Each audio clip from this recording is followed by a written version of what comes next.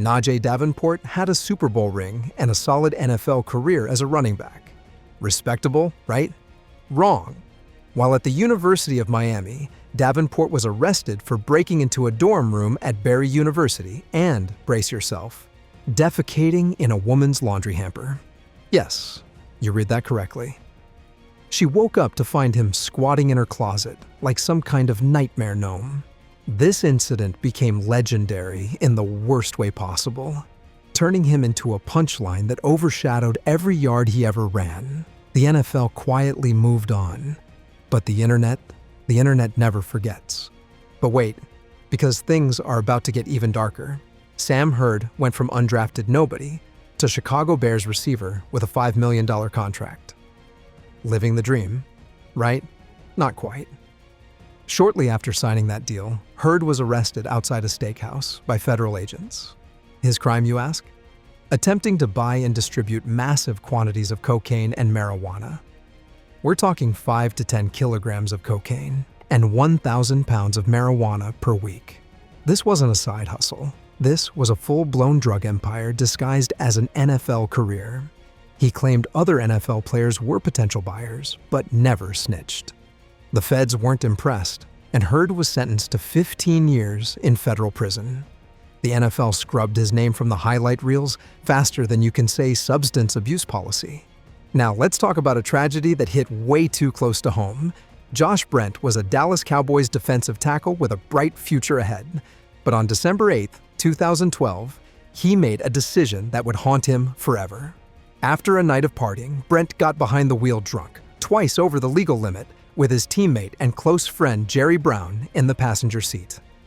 Around 2:20 a.m., Brent lost control. The car flipped. Brown died at the hospital. What followed was heartbreaking. At Brown's memorial service, his mother publicly forgave Brent and even embraced him. She later testified at trial, asking for leniency.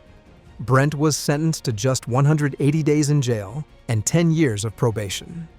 Public opinion was split. Some saw it as too light. Others pointed to the family's wishes. The Cowboys briefly brought him back after his sentence, but he retired shortly after. The NFL would rather you remember the touchdowns, not the tragedy.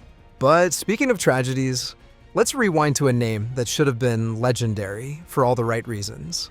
Mark Shimura was a 3-time Pro Bowl tight end for the Green Bay Packers, a Super Bowl champion, and Brett Favre's go-to guy. Then, in 2000, everything crumbled. Shimura, who was married with children, attended a high school post-prom party. Yes, you heard that right. A grown man at a teenager's party. A 17-year-old girl accused him of sexual assault in a bathroom at that event. He was charged with third-degree sexual assault and faced up to 10 years in prison. The trial gripped Wisconsin. His defense centered on consent and credibility. Eventually, a jury acquitted him, but even with a not guilty verdict, his career was toast. The Packers released him, and most teams didn't want the media circus that came with his name. Shimura later admitted the incident was morally wrong, even if not criminal, and said he brought shame to his family and the organization. The NFL quietly let his legacy fade into the background. But some stories don't end with a trial. They end with a bullet. Joe McKnight was one of the most electrifying high school football players America had ever seen. Comparisons to Reggie Bush, the whole 9 yards. He went to USC, got drafted by the New York Jets, and showed flashes of brilliance as a return man. But his career never quite lived up to the hype. Injuries and inconsistency derailed his momentum. Then, in December 2016, McKnight was shot and killed in a road rage incident in Louisiana. He was just 28 years old. According to witnesses, McKnight and another driver, Ronald Gasser, got into a verbal altercation. At a traffic light, McKnight exited his car. Gasser, still seated, pulled out a gun and shot him 3 times. Initially, Gasser wasn't arrested, sparking public outrage. Many pointed to racial dynamics. McKnight was black, Gasser was white, and criticized what looked like lenient treatment.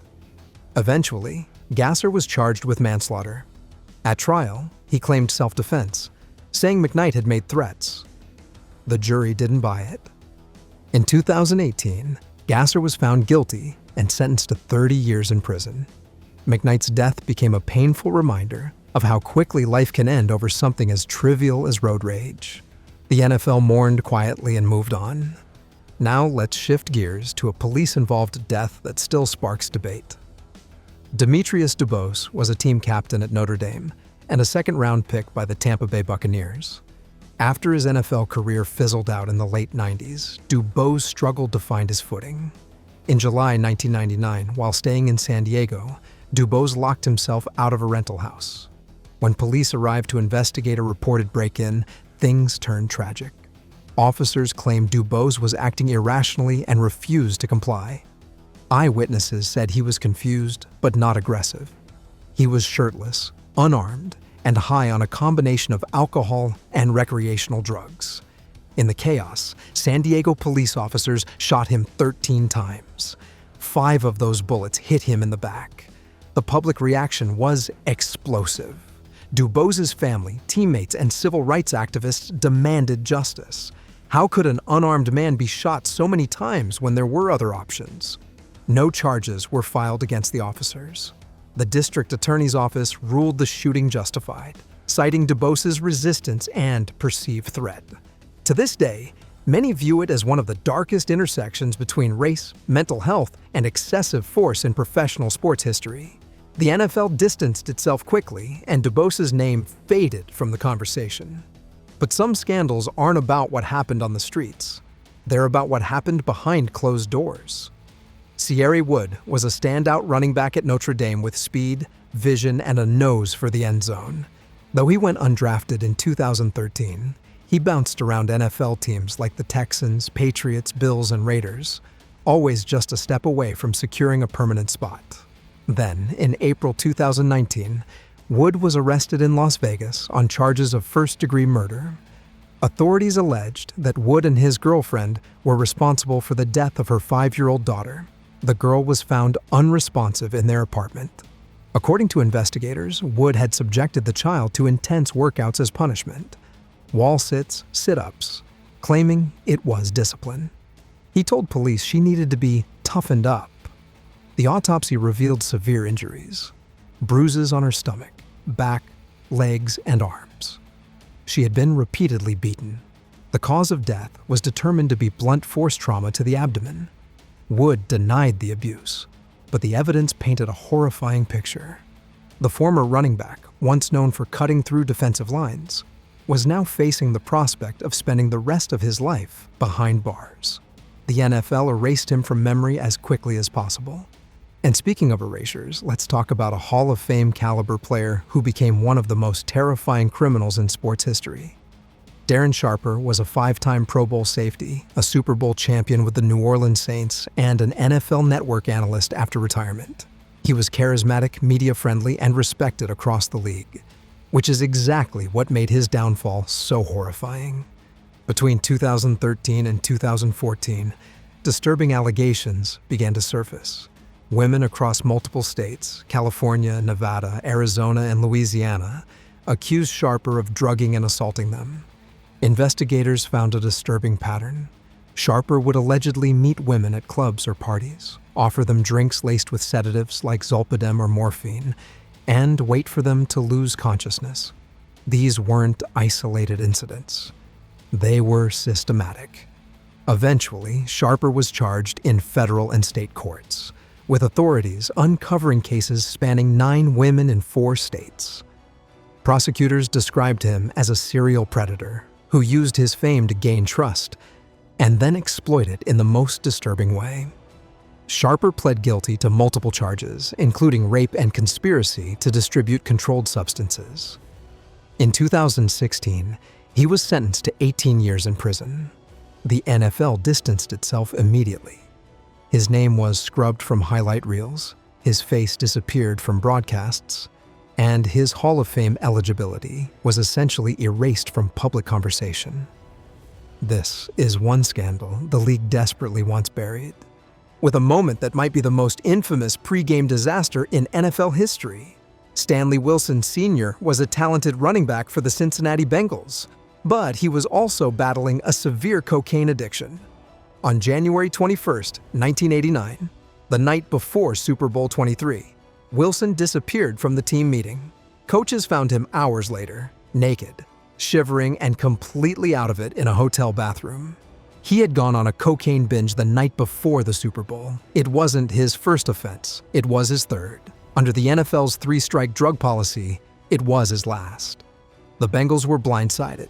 Head coach Sam Wyche later said the locker room felt like a funeral.